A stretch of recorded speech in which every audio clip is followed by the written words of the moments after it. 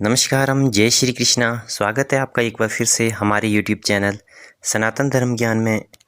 पिछली वीडियोस में हमने श्रीमद् भगवत गीता जी के पहले और दूसरे अध्याय के सभी श्लोकों का हिंदी में सार बताया था। आज इस वीडियो में हम श्रीमद् भगवत गीता जी के तीसरे अध्याय के सभी श्लोकों का हिंदी में सार बताएंगे। तो चलिए वीडियो को स्टार्ट करते हैं। श्रीमद् भगवत गीता जी के तीसरे अध्याय के पहले श्लोक में अर्जुन बोले, हे जनार्दन, यदि आपको कर्म की अपेक्षा ज्ञान श्रेष्ठ मान्य है तो फिर हे केशव, मुझे भयंकर कर्म में क्यों लगाते हो।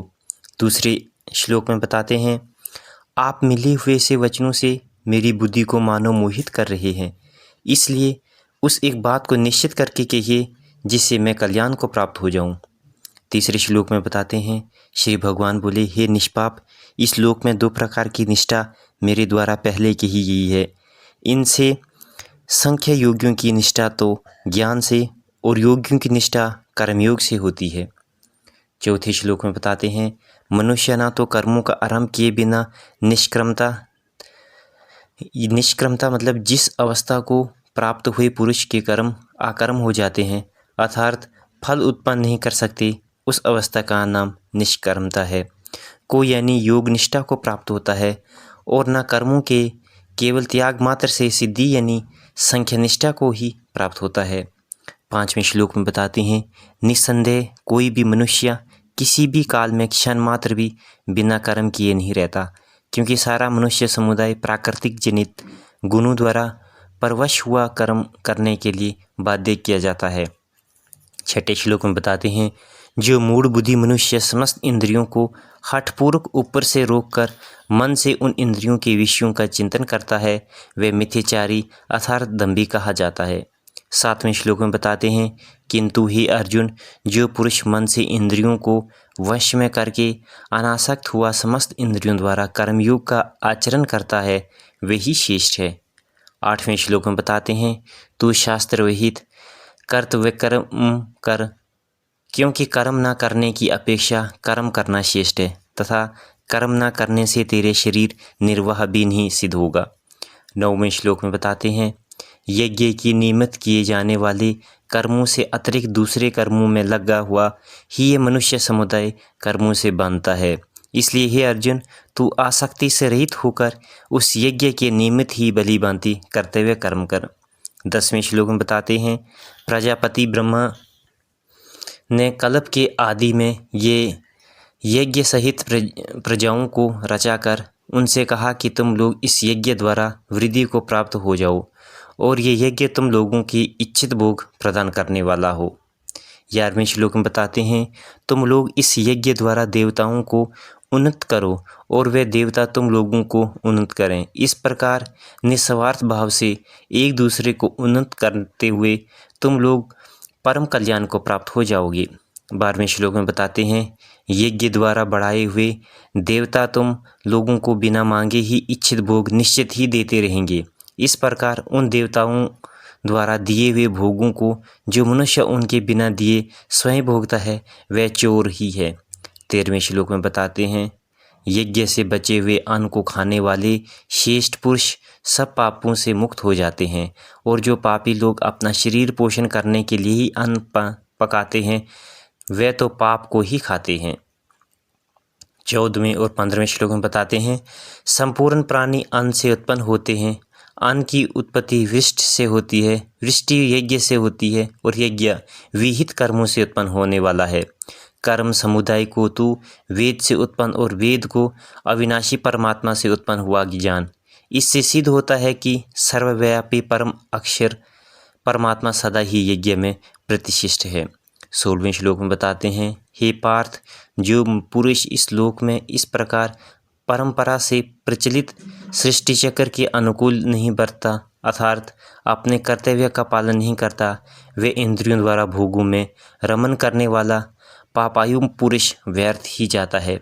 18वें श्लोक में बताते हैं, परंतु जो मनुष्य आत्मा से ही रमन करने वाला और आत्मा में ही तृप्त तथा आत्मा में ही संतुष्ट हो, उसके लिए कोई कर्तव्य नहीं है।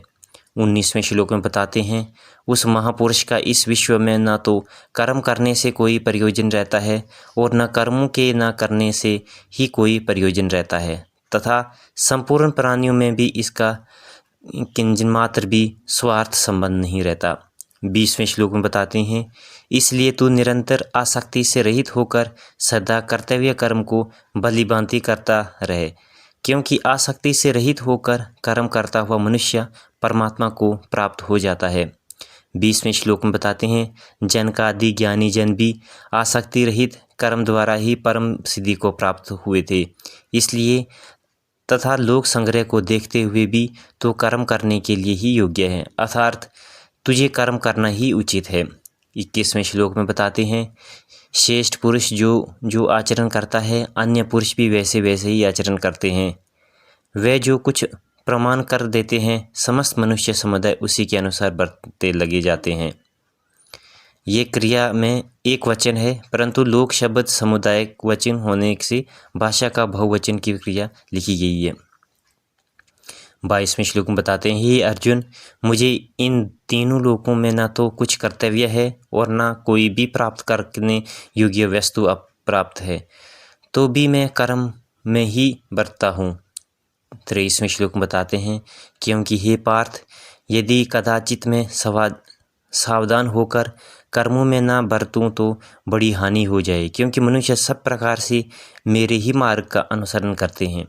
24वें श्लोक में बताते हैं, इसलिए यदि मैं कर्म न करूं तो ये सब मनुष्य नष्ट भ्रष्ट हो जाएं और मैं संकरता का करने वाला हूँ तथा इस समस्त प्रजा को नष्ट करने वाला बनूं। 25वें श्लोक में बताते हैं, हे भारत, कर्म में आसक्त हुए अज्ञानी जन जिस प्रकार कर्म करते हैं, आसक्ति रहित विद्वान भी लोक संग्रह करना चाहता हुआ भी उसी प्रकार कर्म करें। 26वें श्लोक में बताते हैं, परमात्मा के स्वरूप में अटल स्थित हुए ज्ञानी पुरुष को चाहिए कि वे शास्त्र विहित कर्मों में आसक्ति वाले अज्ञानों की बुद्धि में भ्रम अर्थात कर्मों का अश्रद्धा उत्पन्न न करें, क्योंकि स्वयं शास्त्र विहित समस्त कर्म भलीभांति करता हुआ उनसे भी वैसे ही करवाएं। 27वें श्लोक में बताते हैं, वास्तव में संपूर्ण कर्म सब प्रकार से प्राकृतिक के गुणों द्वारा किए जाते हैं, तो भी जिसका अंतःकरण अहंकार से मोहित हो रहा है, ऐसी अज्ञानी में करता हूँ ऐसे मानते हैं। 28वें श्लोक में बताते हैं, परंतु ही बहु गुण विभाग और कर्म विभाग त्रिगुणात्मक माया के कायारूप 5 महाभूत और मन बुद्धि अहंकार तथा 5 इंद्रियां, 5 कर्म इंद्रिया और शब्दाब्दी 5 विषय, इन सब के समुदाय का नाम गुण विभाग है और उनका परंपर की चेष्टा का नाम कर्म विभाग है। उपयुक्त विभाग गुण विभाग और कर्म विभाग से आत्मा को पृथक अर्थात निर्लेप जानता ही इसका एक तत्व जानना है। को जानने वाले ज्ञान योगी संपूर्ण गुण ही गुणों में बरतते रहते हैं, ऐसा समझकर उनसे असमक्त नहीं होता। 29वें श्लोक में बताते हैं, प्राकृतिक के गुणों में अंत्यत मोहित हुए मनुष्य गुणों में और कर्मों में आसक्त हुआ रहते हैं। उन पर पूर्णतया न समझने वाले मंदबुद्धि अज्ञानियों को पूर्णतया जानने वाले ज्ञानी विचलित न करें। 30वें श्लोक में बताते हैं, मुझ अंतर्यामी परमात्मा में लगी हुई चित्त द्वारा संपूर्ण कर्मों का मुझ में अर्पण करके आशा रहित, ममता रहित और संताप रहित होकर युद्ध कर। 31वें श्लोक में बताते हैं, जो कोई मनुष्य दोष दृष्टि से रहित और श्रद्धा युक्त होकर मेरे इस मत का सदा अनुसरण करते हैं, वे भी संपूर्ण कर्मों से छूट जाते हैं। 32वें श्लोक में बताते हैं, परंतु जो मनुष्य मुझ में दोषारोपण करते हुए मेरे इस बात के अनुसार नहीं चलते, उन मूर्खों को तू संपूर्ण ज्ञानियों से भी मोहित और नष्ट हुए ही समझ।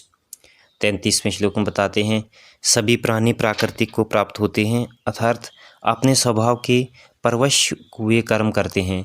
ज्ञान भाव भी अपनी प्रकृति के अनुसार चेष्ट करता है, फिर इससे किसी का हठ क्या करेगा।